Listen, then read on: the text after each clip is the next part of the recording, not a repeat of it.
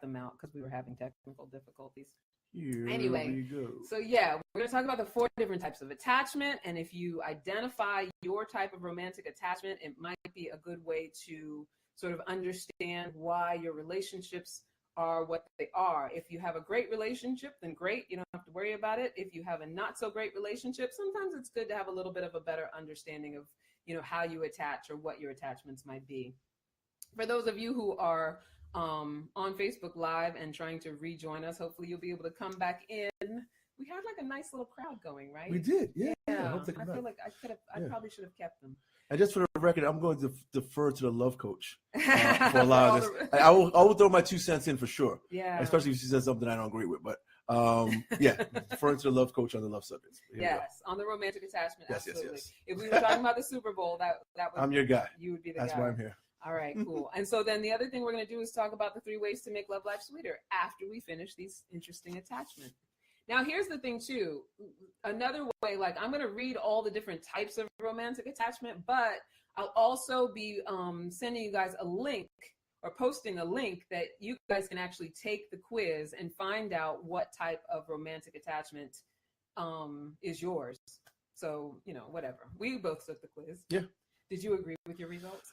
For the most part, yeah, I really did. Yeah, for the most part, I felt it was on point. There was 1 or 2, but you're never gonna agree with everything 100%. But for the most part, I think they had me pegged. Yeah. I hear that. I think so. All right, so I'm gonna read through the different ones.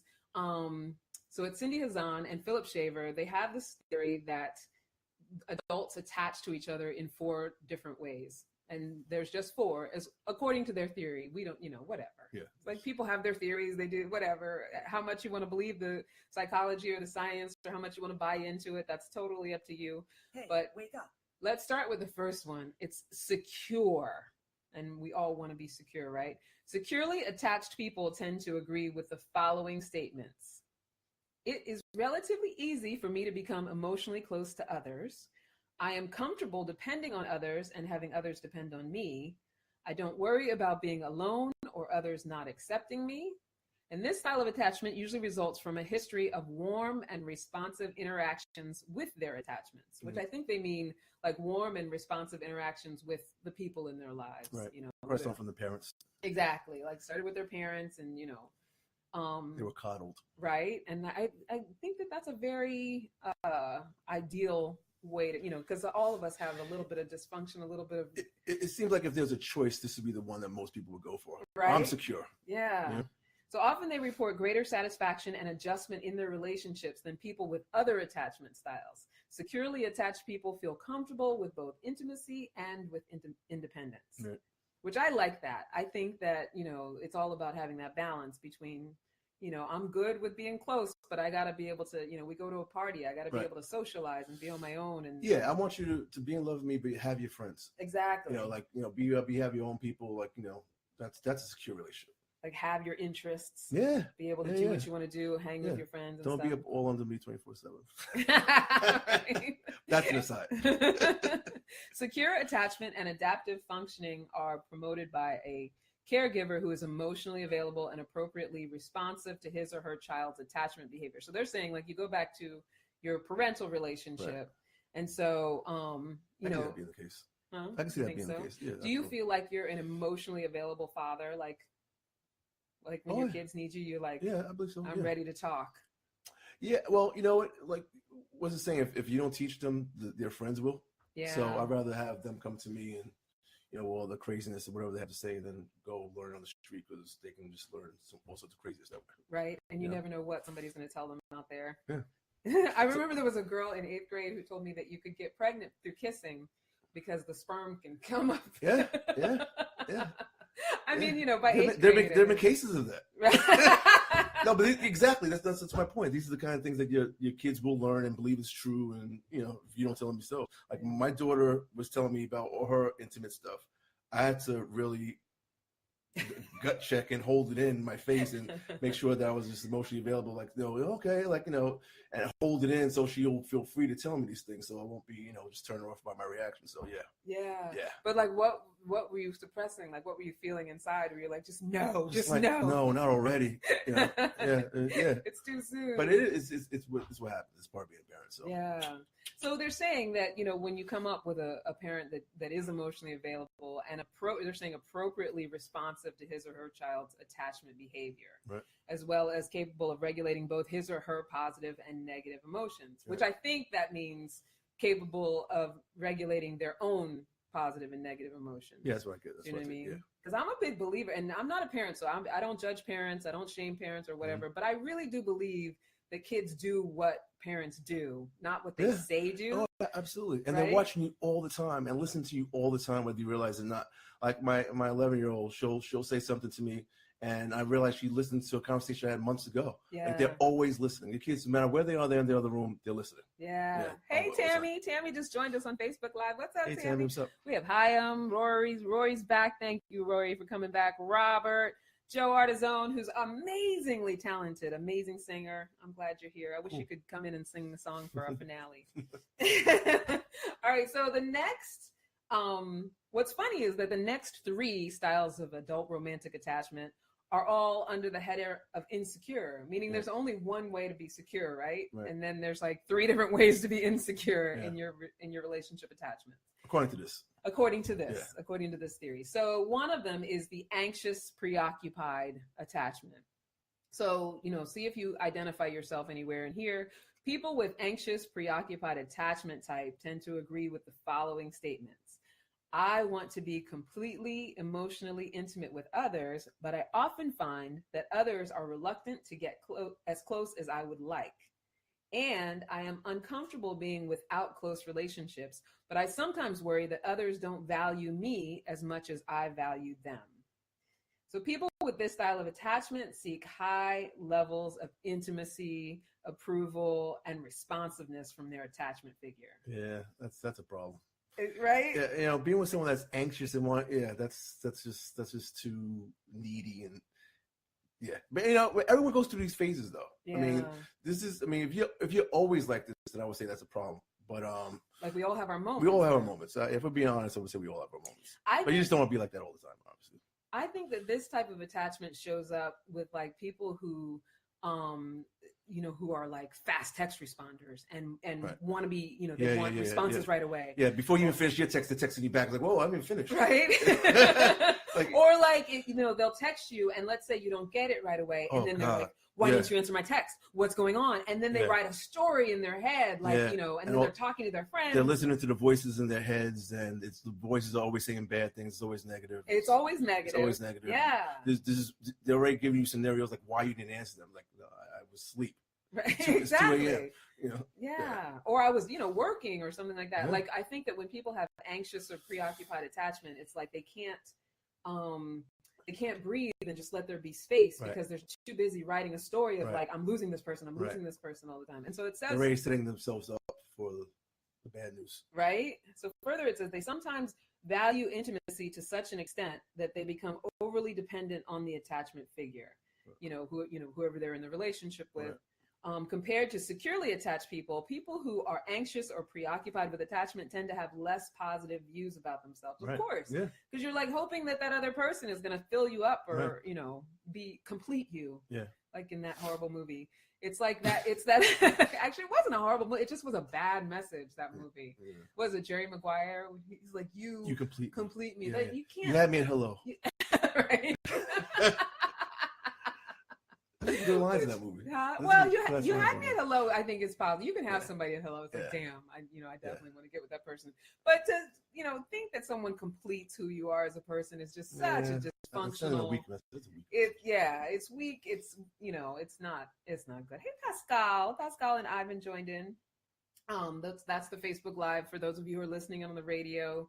You can also join on Facebook Live. If you want to come in, you can either become my friend or you can join the Creative Love Collective, which is my group on Facebook, and you'll be able to see this live. And Sounds like you should have CDs of songs, the Creative Love Collective. The Creative Love I like Collective. That. Yeah. It sounds like it's a nice soundtrack. Right? It's a collection of intimate music for those special nights. You got some Isley Brothers, some Sade. Right?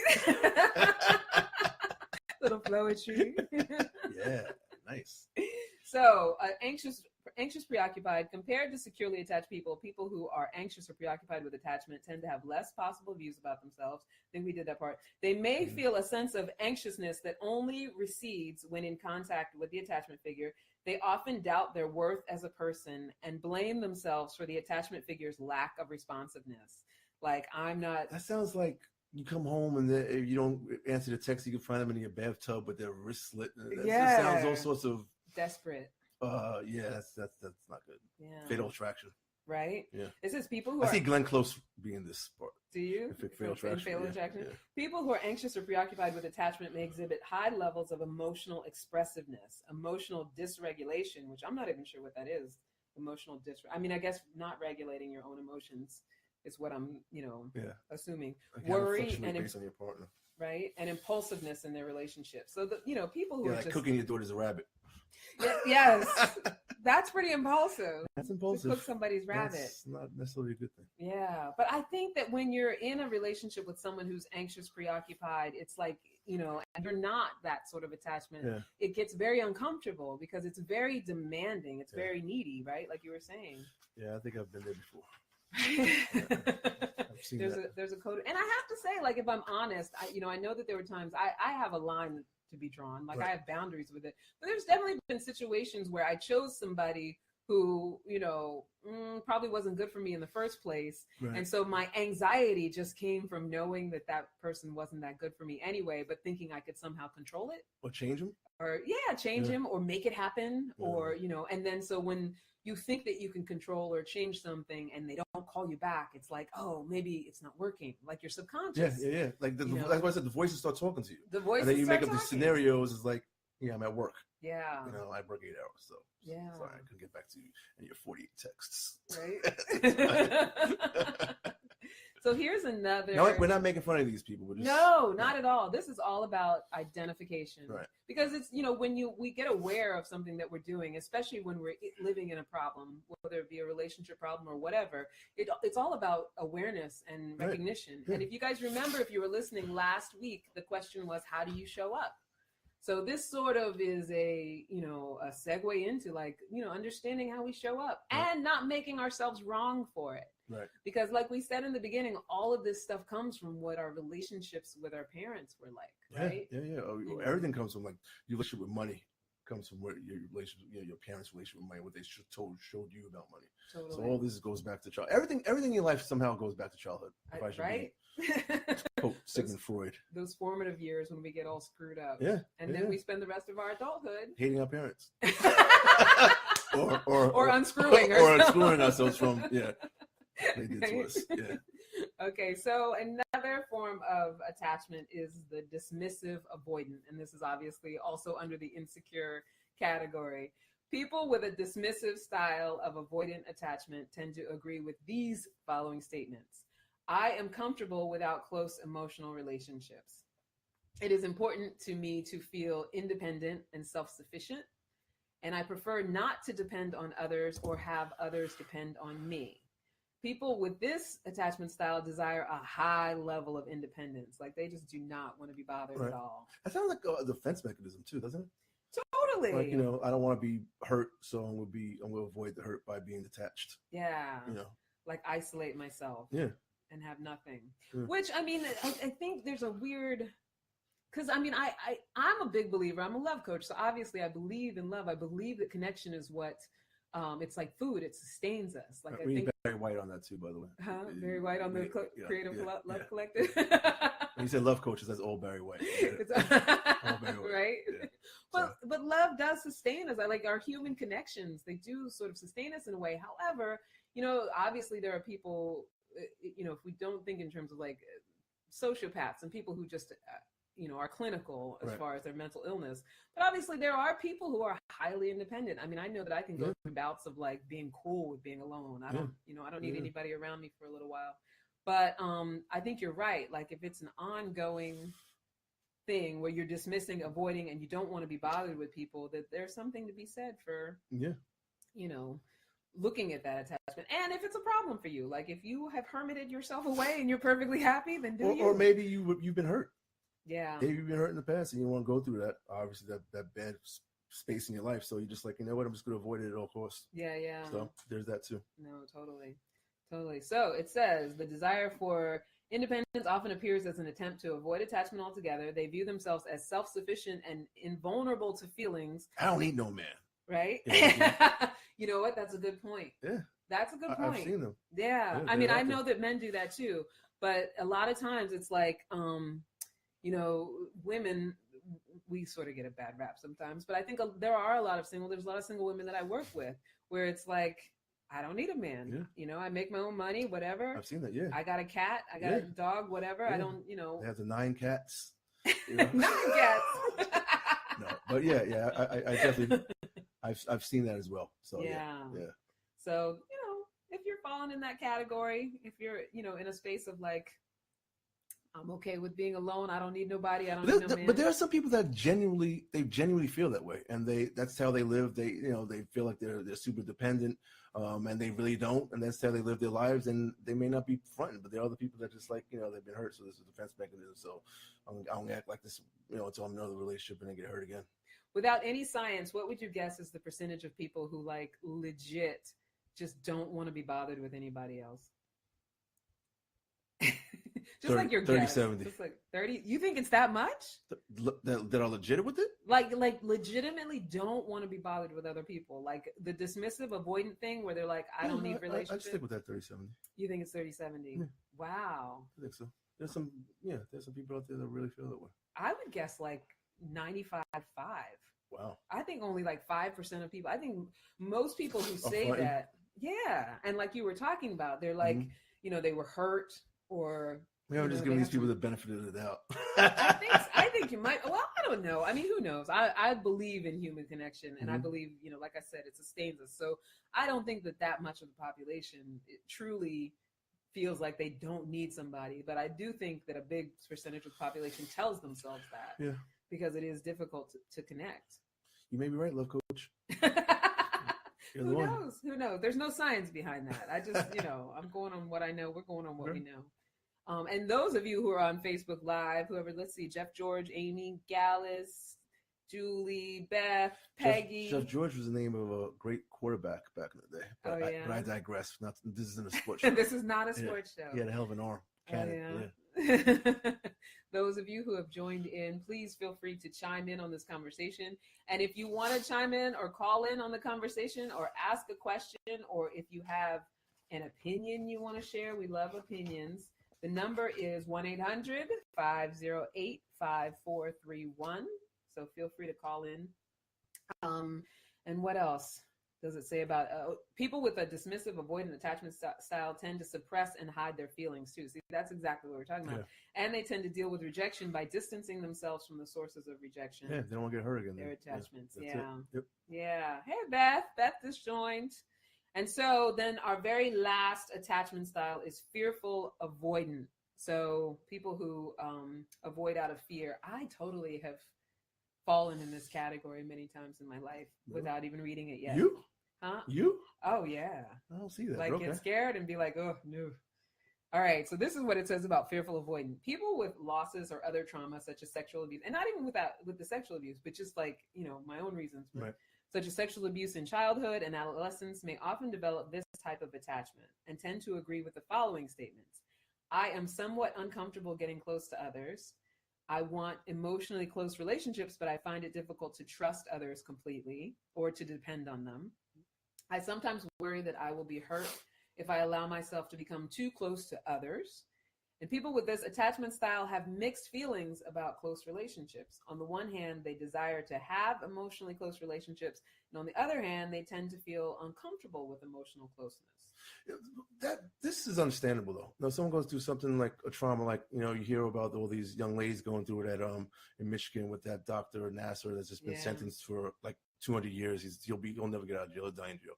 But, you know, something like that, you know, experience like that, you can understand them.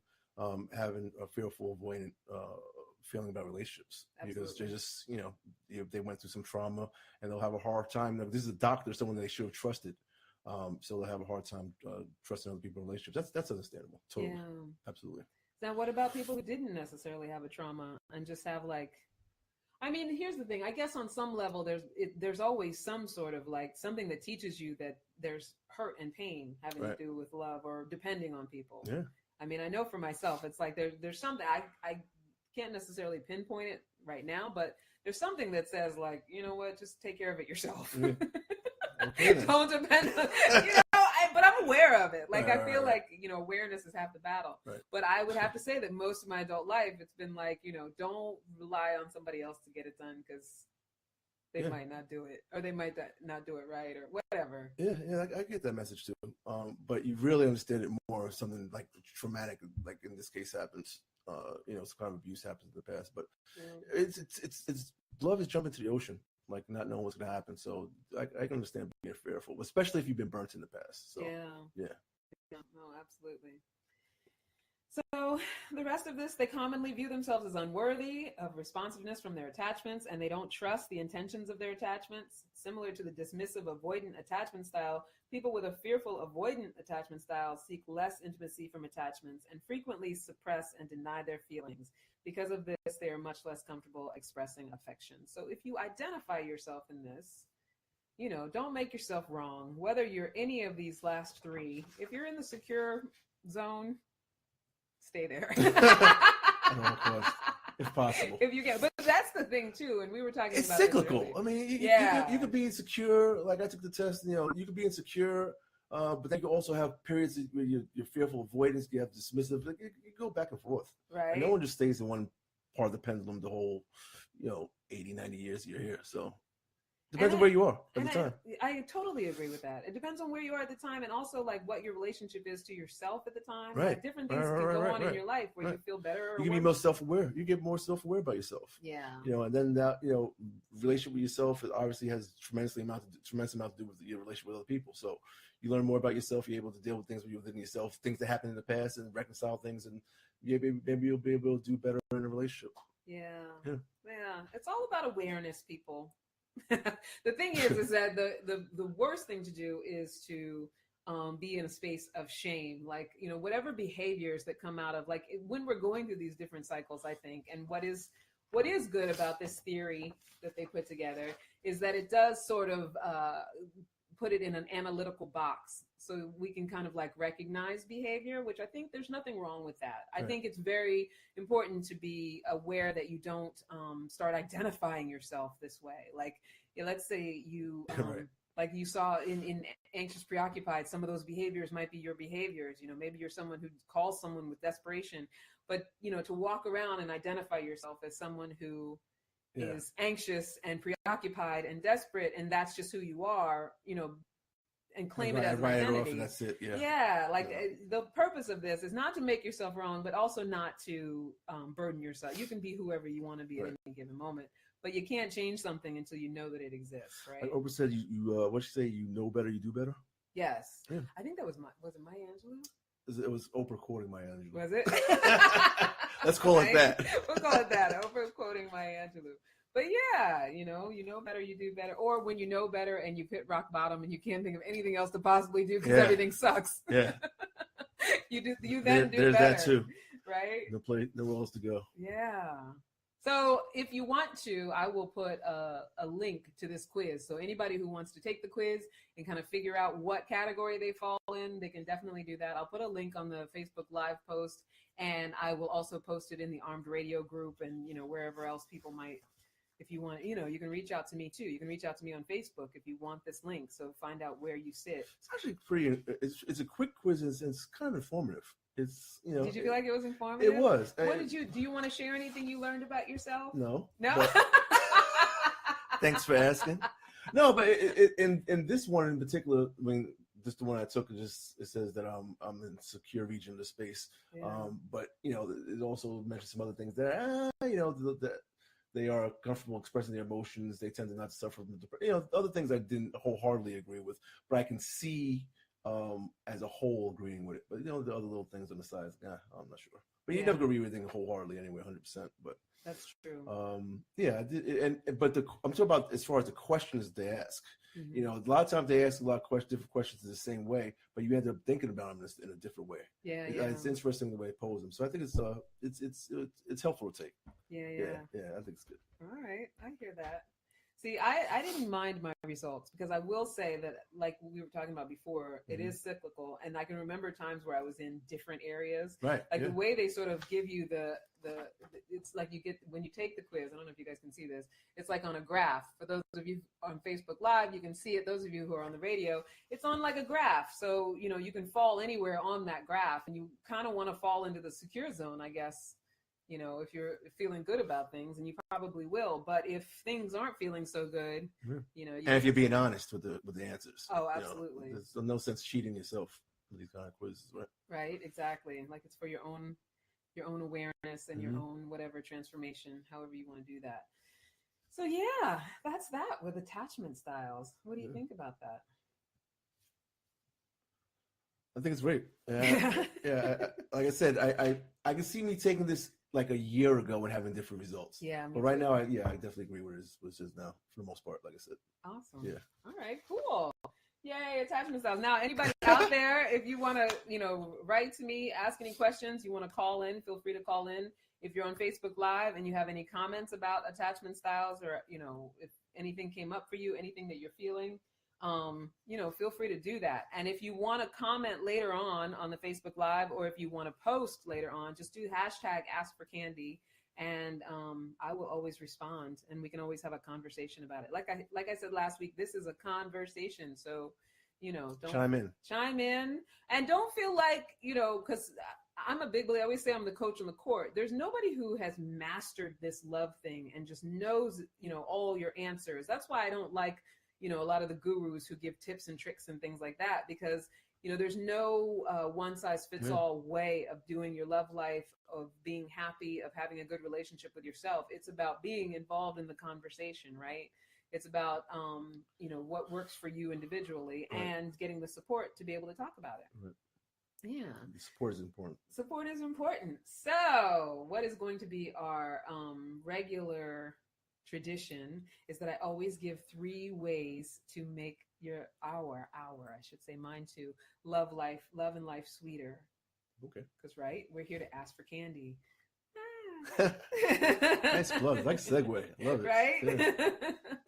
So the first one, there's three for this week. The first one is learn listening. Now, we always, when people are raising their children, they always say, oh, they don't listen. I have to teach them how to listen. They have to learn how to listen. But I think what we learn as children is how to do what our parents say, which is not necessarily listening, and the understanding that listening is a skill. Listening is also an action.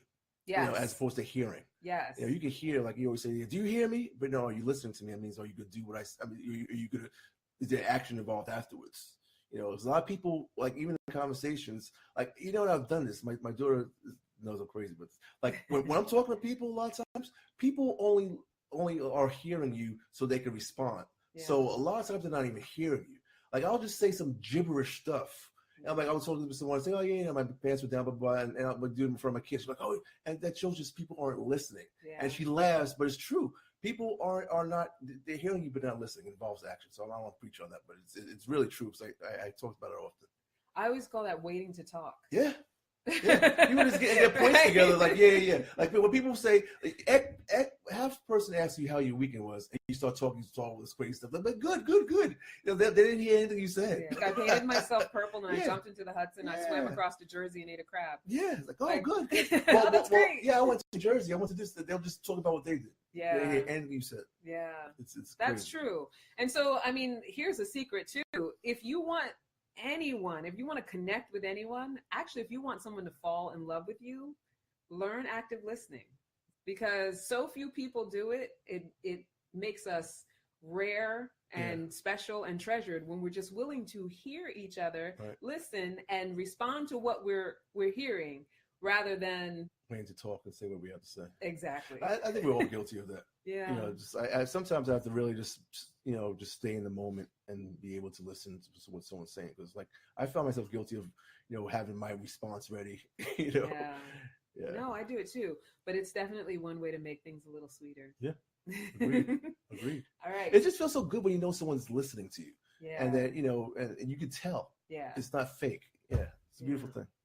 No, it's true. It's true. Also, too, it's like, and this is, you don't want to be manipulative with this, but the reason I think that's true is because when someone is actually listening to you, it's like, as humans, we naturally mirror each other's tone and behavior. Right. So when someone speaks to you, especially if someone speaks to you in a sweet way, and you're actually listening, right, you're going to naturally respond to the sweetness. Right. And so that's what connection is, like, being able to just naturally, authentically respond to the energy that someone's giving you, whether it's in their tone or the words that they're saying, being able to do that rather than, I'm thinking about something else, I'm hooked up on something else, my mind is going elsewhere while you're talking. So then when I respond to you, it's the energy's different. So right, then we're missing each other. It's like a misconnection. Yeah. So it's almost like a little bit of an instant relationship fix. Love connection. It's an instant love connection. It's an instant way to have people just like, oh, I kind of love you now. Yeah. Right? It's such a rare thing. Totally. Like diamonds aren't that rare. Whatever. That's a whole nother. All right. So number 2, start a project with someone. So the best way to learn if someone is relationship or even friend worthy is to collaborate with them on something that has nothing to do with dating or romance. What do you think about that? Yeah, well, except if you actually put something together, because I'm not handy. That could be a bad project. I could be like, this guy isn't the one. Yeah. Not necessarily, because I think what happens with stuff like that, especially when, you're out of your comfort zone, when we're out of our comfort zone, like who we really are shows up. Absolutely. You'd be frustrated, be cursing. Right? Yeah, absolutely. Yeah. And for somebody who's like, I can't deal with somebody who's frustrated and cursing and all of that comes stuff, out. Yeah. They get to see all of that. There's the real person. Yeah. There's the real person. Absolutely. And then on the other hand, like actually successfully planning and doing something together and having it work out is like, it's a beautiful thing. That works too. It's very romantic. Even if like one leg is off of the dresser and it's wobbly, you can't have anything on top of your dresser because it's like, but he was there. He did it with me. He was there, and we did it. We built it together. That's right. Right? That's what counts. It falls apart every 3 weeks, but we built it together. So yeah, that's another way to just make love and life sweeter. And then the third way is to find the ease. Explain. What do you think? You want me to explain that Please. one a little bit more? So, there's this thing, and, I was on a show a couple months ago with someone else's show, and we were talking about love and what it takes to be in a relationship. And, there's this thing, and it's reinforced in our culture constantly with music and everything, that love hurts. Like there's even a song, Love Hurts, that love is supposed to be like this upward climb or struggle. And, if you're not getting through it with somebody, then it's not real love. But I actually, and this is my own theory, my own thinking, I think that it's the belief that love is supposed to be difficult that takes us out of love. I can see that. Because if it's difficult, it's not love. It's really not. And, people, especially people who've been married for a long time, and this is not to shame or judge anybody who's been married for a long time, who's like, oh, you don't know what you're talking about. We've been married 25 years. You try it and see if you still love that person. Right. I'm not saying that there's never conflict. I'm not saying that you never disagree with each other, but I think, the expression and the action of love is in the time that we've been together. How do we find the ease with each other rather than look for the conflict, rather than focus on, what could possibly go wrong and focus on the drama. So the making it sweeter is like, how can I have this be easier? Okay. Understood. Yeah. Well, there's more. Just like in any relationship, there's more. It's sweeter to look at what you have in common than your differences. So and love, and it's gonna be work. All relationships are work. It's part of it. See, that's the belief, though. Relationships are work. But it is. It's the truth. Like anyone that's listening that's been in a relationship for 25 years, like you said, well, no, it is work, but it's not necessarily bad work. It's like picking your battles. Like, you're not gonna fight over every little thing as a guy. You're not gonna fight over every little thing. You gotta pick your battles. Yeah. Love, you know, it makes it so much more sweeter that way than to fight over every little thing. You know, this tell can be me avoided. tell me this. Tell me this. Because Riddle me this.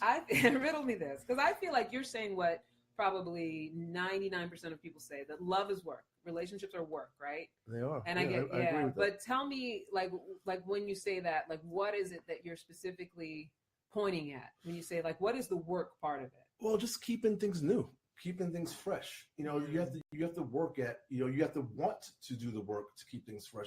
And I'm not trying to talk like it's a relationship expert, but I'm just talking about but no, I mean, we're all from what I know, yeah. from what I've lived. You have to work to keep things fresh. You're with this person, you know, you know, things get still stale after all if you're with the person for a long time. But what did you do in the beginning to keep it fresh? You know, did you date each other? You know, a lot of people don't date each other anymore. You know, you get into that relationship, was like, you know, now I'm coming home and put on sweatpants. No, you weren't doing that at the beginning. You know, I wasn't coming home when you were wearing the, you know, chastity belts and your sweatpants at the beginning. But you know, just keep things fresh. Keep things, you know, you have to be willing to just think out of the box, and which is fun. Yeah, you know, that's fun work. Yeah. It's not necessarily bad work. Yeah, that's fun. I mean, I would imagine, and maybe I'm too much of an idealist about it, is that, like, that idea of keeping it fresh and, like, approaching it with newness every single time you get a chance to connect with each other would just be fun. It would be easy. Like, you know, I'm not disagreeing with what you're saying, because I feel like that's what a lot of people say. I don't, you know, I don't discount that, but it's like, you know, where does there have to be anything but ease? Like, you know, I wore a thong last week, and then this week I'm going to wear high heels. You know what I mean? Like, you know, no, but what I'm saying, or even for the guy, it's like, you know, I brought you flowers last week, and then this week I'm going to bring chocolate, whatever it is. Like, think out of the box, just do things that are cool and fun. You know, that's, I think we're saying the same thing, but you're working to keep it fresh. That's what I'm about work. Yeah. Which is fun, which could be very fun. I agree with that. But even creative too. Could be creative. Right? Like, you get an opportunity to be. I always love opportunities to be creative. You know? But it also depends on who you're in a relationship with. Now, I feel like when you get to a point where, and this is not to say that because if your relationship feels like it's hard work or it feels like it's difficult, that you need to get out. But I also think that that's an indication. You know, like, I've been in a relationship where I didn't want to do those things, and all of those things did feel like work. And it felt like a hassle because there was a lot of other beliefs and things going on in my head that had me not wanting to sort of give over to that, to submit to that. You know, and that's where it feels like work. That's why I don't want to do it. That's love. If you don't want to do it, it's work. Exactly. You're exact. That's it. And if it's forced, it's work. Yeah. You know, that means that there may be some other things going on. And that's not love. Like, you might love that person. Right. But I feel like when we're in a space of like, I don't, this is too much. That's not generating love. So, you know, I guess what I'm saying is it feels forced. And then I think the other person will feel it too. It feels fake. Yeah. And you can tell when someone's doing something just because you wanted them to do it. Yeah. As opposed to just, it's from my heart, and this is why, you know, I want to do this for you. You can tell it's not. And I'd rather not you do it if it's forced. Yeah. I feel that way. It's just like, But you know how I think, you know, a lot of people who've been in relationships for years, and I think both men and women can get into this space of like, why don't you do this anymore? Or can you do this for me? Or will you do this for me? You know, I think that's the thing. It's like, when I've been in a relationship with somebody for 20 years or whatever, and I want them to amp it up, it's like, you know, I don't want you to fake it, but, you know, and you don't want to do it, but how do I get you to do it? What do I do? You know, and I think that's, when it's work in that sense, that's when you have to look at, like, who are you expressing love with that person, or are you needing for them to fill something for you? Does that make sense? Or is that person, you know, expressing love to you? But that's the thing. We always in relationships look for how the other person is expressing love for us, rather than like, how do I just generate? Like, the ease comes with, let me just generate love. Let me just generate it. However I have to do that, like however it needs to come up. And maybe I want this person to do something. I need something from this person. And I'm not saying to pretend, you know, and be sweet to them to try to manipulate them into things. But it's like, how do I get into their space and understand them in a way that they feel compelled to engage in the relationship? Yeah. And if they don't, then obviously we got to look at, should we be in this relationship? Then on to plan B. On to plan B. As in be going. Right? You know, And I think depending on how long you've been together, we make light of it. Like there's people who've been together 30, 35 years that are like, how do I do plan B? But, I really do believe you have to be able to find the ease. And that can be very complicated for different people, especially if you've been together for a long time. But love is not supposed to be hard. I like that. Find the ease. Makes sense. Yeah. Makes sense. Yep. Yeah. Sweet. So I think we did great. How do you feel? I feel good. Were we up? Are we done? Well, we're not done just yet. We still got a little bit more. I like it. But we're doing a little check-in, see how we're feeling. Yeah. Everybody out on Armed Radio, on Global. What is it? On the Garden, Armed Radio Global, and on their TuneIn apps listening in. The number is 1-800-508-5431 if you want to get in some, last-minute comments or questions. Let's hear it. Everybody on Facebook. I see Reynard came in, people who joined in on Facebook Live. And also, if you want to comment later or have any questions later, just you can do it on Facebook Live, #AskForCandy. If you want the test. If you want to take the test, I will. I'm going to post the link. I have to find it and copy it again, but I'm going to post the link on Facebook Live. I also put it up on the Armed Radio group site for anybody who wants to take the attachment test to find out where they are on the graph. I actually was pretty happy with my placement. I'm in the secure placement on the graph. It took me I didn't know about your results. I want to hear. You want to hear? Well, I'm not fully sharing all my results, but I'm in the secure area, which is good. Okay. I mean, I definitely used to be in the fearful avoidant area. Okay. I'm sure, a couple past people can talk about that. I'm sure. We all have those couple past people. Right? Yeah. We all have those couple past people. And so what we're going to do for this week, I always want to leave you with a question to sort of ponder and to think about. And we can talk about this a little bit, and maybe you'll share yours. Okay. I'll share mine. So the question for this week is going to be, what would you let go of that would leave room for something better? Right? Yeah, I'm going to think about that. So I think of it in terms of like, when you clean out a closet or, people who like to hang on to things for a long time. It's like there's a certain idea that I'm holding on to what I have. I'm afraid to let go of it because I'm not going to get something new. So I think the same applies to relationships, like whether it's a behavior or it's a habit, like you were talking about before, the work of keeping it fresh. Yeah. Like if it's a habit, an old habit that's still in place, that's like, kind of keeping the relationship stagnant, whatever. Like what could you let go of that would leave room for something better? Sometimes it's people. A lot of times it is people. A lot of times, you have what they call them, vampires. Like people but a lot of times people mean well. Yeah. Like people will give you advice, but they're sharing their fear a lot.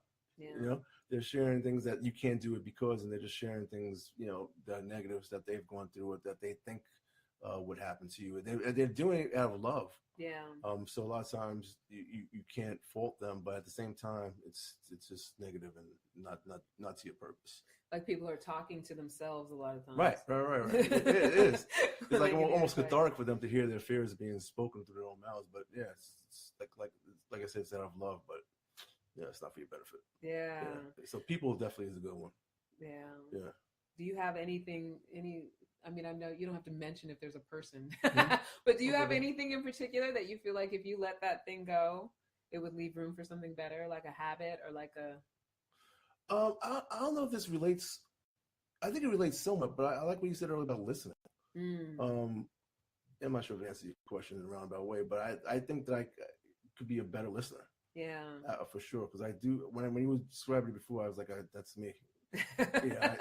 I'm planning what I'm going to say. It's like it's so selfish. I realize that it's such a selfish thing, but yeah, I think that's my answer to that question. Okay, in a roundabout way. I think what I would let go of to leave room for something better. Some of the things that I have I won't say 100% let go of is like my need to sort of have things go a certain way, like some perfectionism. You know, and I feel like with perfectionism, especially in relationships with people, whether it's a romantic relationship, friendship, or a family relationship, it's like needing for something to go a certain way. Right. You know, people who are event planners with their family and stuff like that, like you know, Bridezilla. It's like, Yeah. Oh. you know, when we need so much for something to be a certain way, it's like we leave no room for what's possible. You know, guys, I was in a wedding with someone that was a groomzilla, so you can't just you told me about that. Yeah, you can't just always think about the brides. There are grooms like that too. Unbeknownst to me until very recently, but I digress. I'm sorry. Go ahead. No, it's okay. But that's totally what I'm talking about. Like that feeling of like having to control everything. Because he couldn't even enjoy his own wedding. He was just so, oh man, it was awful. And it leaves no room for other people, like how other people show up. Yeah. And, you know, what other people can do to, I don't know, like make the situation good or, you know, cause the connection. We're all about connection. Absolutely. Yeah. But yeah, I think I've done that in 2000. I was not to say 2018, but a couple of years ago, just let go of certain toxic individuals that, you know, I mean, I love them from a distance, but it has to be from a distance. Yeah. I also think too, because I was talking to a friend of mine. She called me the other day, and she was talking about a friend that she wants to actually not just let go of, but actually tell her, like, do a friend breakup. Oh, wow. And then I saw a segment on this. I want to say it was on like the Today Show, like years ago, and it was about like how do you break up with a friend. And I actually don't think that you have to do that with people. Like, I feel like if a friendship is not working out, and, you know, yeah, there's people who might get a little obsessive and want to call you and all of that stuff. But I feel like if a friend doesn't work for you anymore, is kind of toxic, is not, you know, showing up in a way that you would want them to, all you really have to do is kind of get in integrity with who you are and what you envision for yourself. Right. And not fake it. Like, you know, you don't have to give them inauthentic yeses and, you know, spend time with them if you don't want to. Just go on about your business and the doing of your life, and they will sort of, you know, drop off on their own. Exactly. That's what's happened. They figure their way out. Exactly. And it's not cowardly. It's that you don't have to take control. You don't have to like chess piece people in your life. You know, that's something that we feel like I think we have to do, bring people in and put them out. And it's not so This is much why that. We're no longer hanging out. Like, you know, it's not even necessary. Yeah. It's just like, you know, go about your life. Exactly. Be the best you can be. Yeah, exactly. All right. So we are just about out of time. I'm so glad those of you, right? It goes by really fast. Those of you who joined us on Facebook Live, thank you so much. Hopefully you will chat more and have more to say next week. But, you know, I love the likes. I love that you're here. And those of you who are listening in on Armed Radio Global or the Garden or TuneIn app or wherever you are, thank you so much for listening in. We will be back next Monday with more juicy stuff. You think you're coming back, ASKIA? If you have me, I'll be back. We might have ASKIA back. We don't know. We might play a game, do some fun stuff. Until next time, never forget that you are a love machine. If you ever start to feel like you aren't getting the love you need, just make more. Left your channel. Good night.